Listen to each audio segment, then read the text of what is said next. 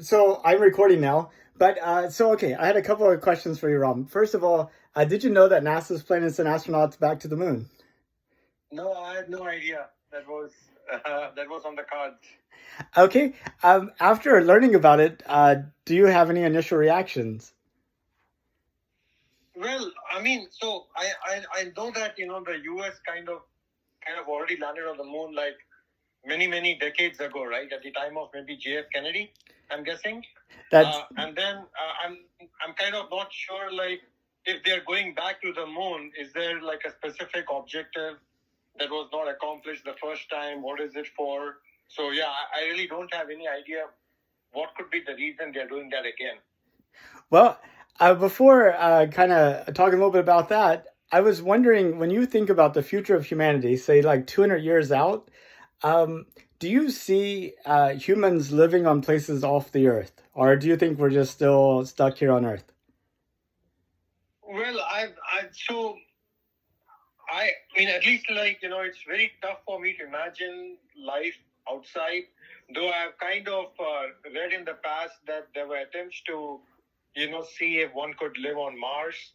Uh, there was also some scientific proof that, there is life on Mars, and probably some attempts to kind of theorize that if that is even a possibility. But maybe, yeah, I think if you really kind of extend the time horizon to like centuries, anything is doable. Well, and if the goal is to like expand humans into the rest of the solar system, wouldn't the moon make a good first step? Hey, if you can get a nice naan with a malai kofta and or a burger or something on the moon, absolutely. Why not?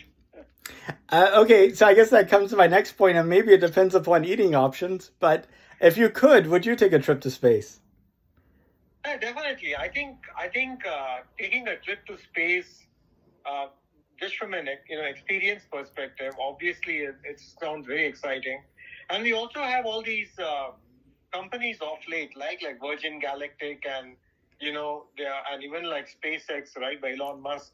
Aren't they all also trying to do something similar, like expeditions into space and offer more like an opportunity for more like laymen to kind of experience that. So I think the experience piece of the puzzle is like a different kind of dimension than actually considering like living out as like a permanent or a semi-permanent option itself, right?